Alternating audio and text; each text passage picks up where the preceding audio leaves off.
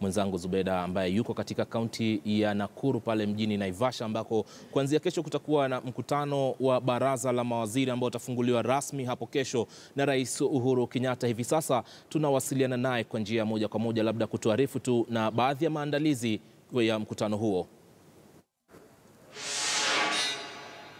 Naam, shukran sana Ali Manzu. Bila shaka imekuwa ni siku ndefu kwa baraza la magavana humo nchini, kwani tunavyojua ni kwamba walikuwa wameshiriki yale mazishi ya mwenzao aliyeaga dunia kutokana na ugonjwa wa saratani, lakini tunachokijua sasa ni kwamba baadhi yao wamewasili hapa mjini Naivasha, kaunti ya Nakuru, na wakati wote kuanzia sasa watakuwa wakikongamana katika mkahawa mmoja hapa mjini Naivasha kujadiliana kuhusu mikakati ya mwisho ya kongamano la 4 la ugatuzi ambalo litang'oa nanga hapo kesho. Tunatarajia kwamba Rais Uhuru Kenyatta ndiye mgeni mwalikwa ambaye atafungua rasmi kongamano hilo ambalo litakamilika tarehe 9 mwezi huu. Mtazamaji, hapa katika kaunti ya Nakuru tunatarajia kwamba watajadili mambo tofauti kwenye kongamano hilo litakalofanyika hapa kwenye ukumbi huu wa chuo cha mafunzo kwa taasisi ya maafisa wa shirika la mbuga KWS ambalo litang'oa nanga hapo kesho rasmi. Tunatarajia kwamba siku ya Jumatano aliyekuwa makamu wa rais ambaye pia ni kinara wa Wiper Kalonzo Musyoka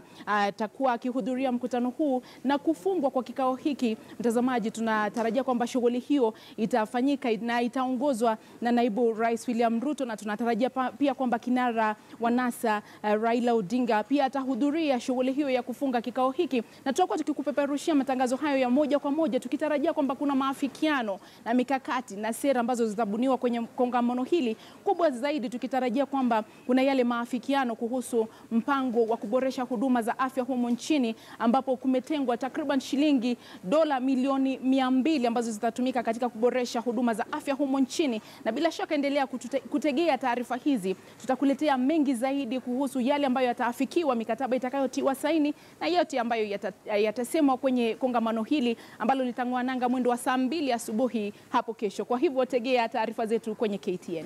Naam, asante sana Zubeda kwa maandalizi hayo ambayo umetuelezea kitakachoendelea hapo kesho.